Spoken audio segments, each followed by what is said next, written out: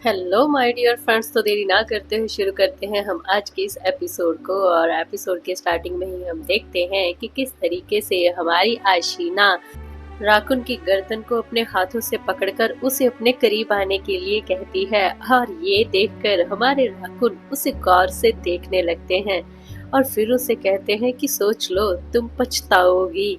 और ये बात सुनकर हमारी हीरोइन कहती है कि मैं तुम्हारी उन एवरेज लड़कियों की तरह नहीं हूँ जो तुम्हारे हरम में रहती थी।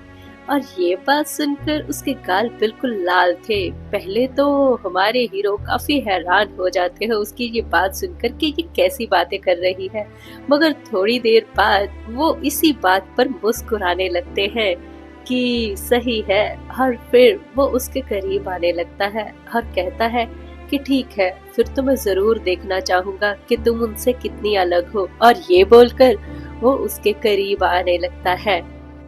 वो उसी मखमली बिस्तर पर उसे आराम से उठाकर बिठा देता है और फिर उसकी बैक ड्रेस को पीछे से खोलने लगता है। हमारी हसीना उसे कुछ नहीं कहती, उल्टा आज वो भी उसे बराबर रिस्पांस देती है, इसलिए तो वो उसे गले लगा लेती है।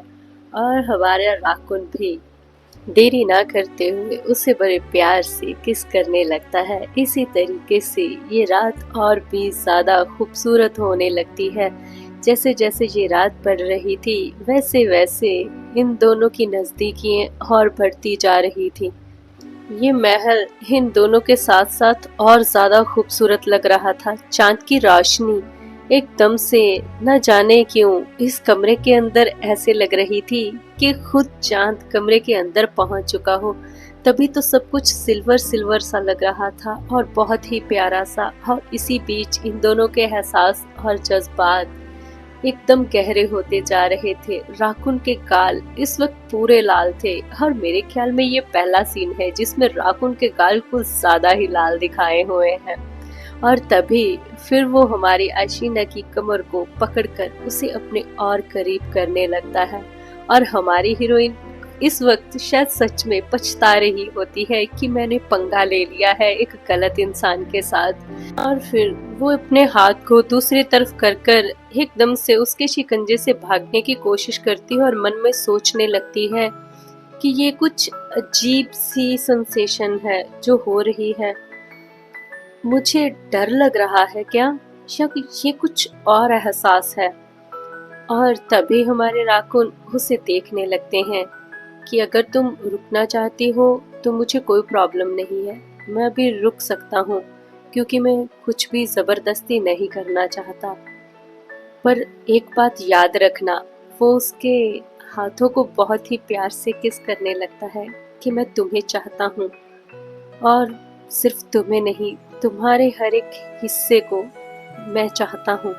और ये बात सुनकर हमारी हीरोइन के तो पूरे के पूरे गाल लाल हो जाते हैं और उसकी धड़कन एकदम से तेज हो जाती है। वो अपने दांतों से अपने होंठ काटने लगती है और फिर कहती है कि असल में मैं भी तुम्हें चाहती हूँ, पूरा का पूरा। और ये बोलकर वो राकुन की ओर देखने लगती है और इस बार वो किस करने लगती है।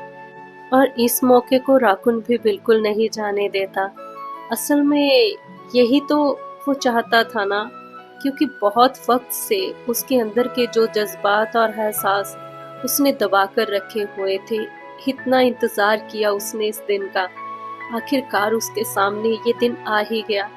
तो उसके सारे जज्बात एकदम से बाहर आकर निकल गए। इसलिए तो उसके अंदर पेशेंस अब बिल्कुल खत्म हो चुकी थी। वहाँ का माहौल और गर्म होता जा रहा था।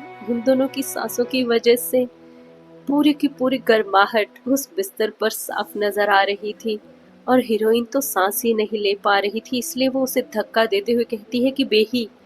और जब राकुन उसकी तरफ देखता है तो उसे समझ में आता है कि उसने एक गलती की है, क्योंकि हमारी हीरोइन एकदम से गहरी सांसें लेने लगती हैं। और फिर वो उसके कंधे पर ऐसे ही आकर गिर जाता है और वो उसे कहता है कि फिक्र मत करो, सब ठीक है। और हमारी हीरोइन एक गहरी सांस लेती है और फिर अपनी आंखें बंद कर लेती है और मन ही मन सोचने लगती है कि मेरी जितनी भी सेंसेस हैं एक साथ काम करने लगी हैं। मैं उस मुकाम पर पहुंच चुकी हूँ, यहाँ पर मुझे इसकी एक एक धड़कन तक सुनाई दे रही है और अब मैं इसे अपने आप से दूर तक नहीं कर पा रही हूँ, क्योंकि राकुन उसे किस करे जा रहा था। उसकी हर एक धड़कन उसे साफ सुनाई दे रही थी और तभी राकुन थोड़ा सा आगे बढ़ने की कोशिश करता है और वो उसकी स्कर्ट को ऊपर उठाने लगता है। ये देखकर हमारी हीरोइन एकदम से चौंक जाती है और वो अपने दोनों हाथों से उसे रोकने की कोशिश करती है, मगर फिर वो जब राकुन का चेहरा देखती है तो उसे समझ आ जाता है कि इस वक्त कोई फायदा नहीं है और फिर भी वो उसे कहती है कि तुम शायद कुछ ज़्यादा ही तेज़ी से आगे बढ़ रहे हो। और ये बात सुनकर हमारा राकुन धीरे धीरे उस स्कर्ट को ऊपर करने लगता है और कहता है कि ठीक है, मैं थोड़ा कम तेज़ चलूँगा, अब ठीक है। ये बोलकर वो उसकी स्कर्ट को छोड़ देता है और उसे बड़े प्यार से किस करने लगता है। और तभी हमारी हीरोइन उसकी किस को देखकर सोचने लगती है कि हाँ, अब ये पहले से ज़्यादा अग्रेसिव नहीं है। हाँ, अब ये थोड़ा सा शांत हो चुका है। पर उसके बाद सिचुएशन फिर से चेंज होने लगती है और तभी फिर हमारी हीरोइन सोचने लगती है कि ये मेरी बॉडी को जैसे मन कर रहा है वैसे छू रहा है और मेरी बॉडी भी इसके साथ ही रिएक्ट कर रही है, इसीलिए तो वो सोचती है कि ये तो गलत बात है ना। और तभी तो उसके हाथ भी राकुन की चेस्ट पर पहुंच जाते हैं और ये देखकर कहीं ना कहीं राकुन तो एकदम से दंग रह जाता है और हमारी हीरोइन सोचती है कि ये मैंने क्या कर दिया, मैं खुद भी इसे छूने लग गई हूँ। और तभी फिर हमारे हीरोइन राकुन को देखकर कहती है बेही ये सब।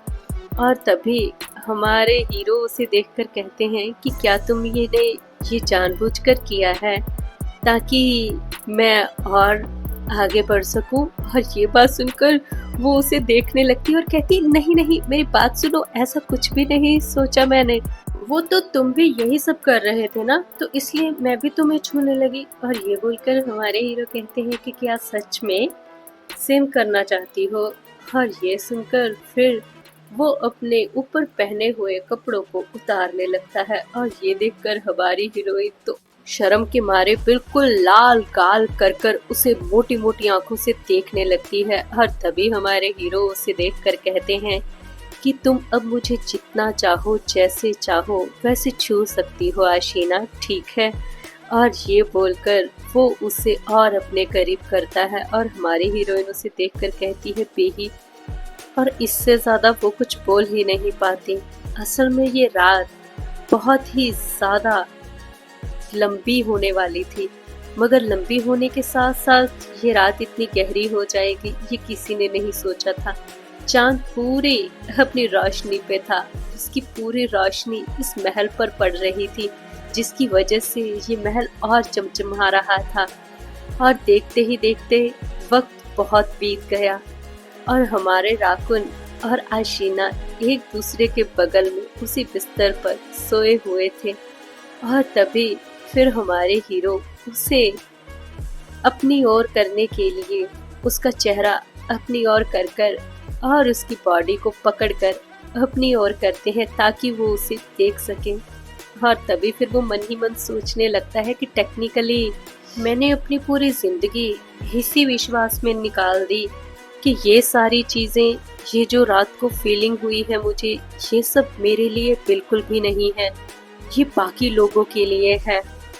और आज जब कोई मेरे पास मेरे साथ है तो मुझे ऐसा लग रहा है कि अब मैं पूरा हो चुका हूँ और ये चीज़ मुझे अंदर ही अंदर खुशी दे रही है।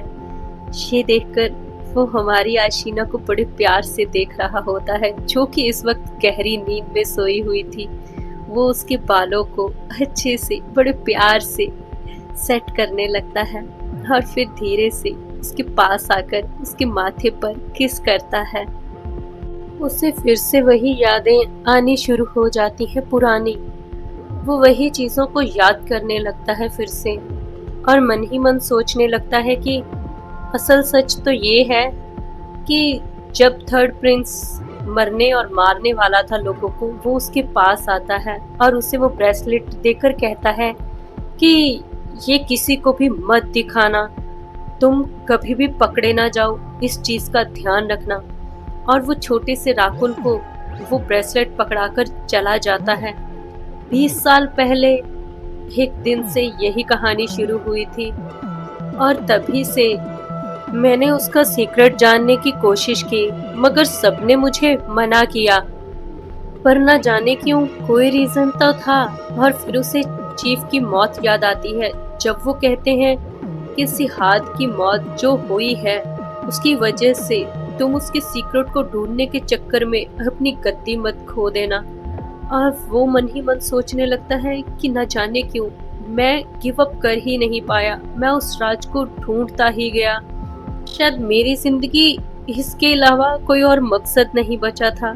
पर आज जब किसी की बाहों की गर्मी मुझे महसूस हो रही है और शायद मुझे आज अपनी जिंदगी का सच समझ में आ रहा है कि अब तक मैं सिर्फ एक परछाई के पीछे भाग रहा था।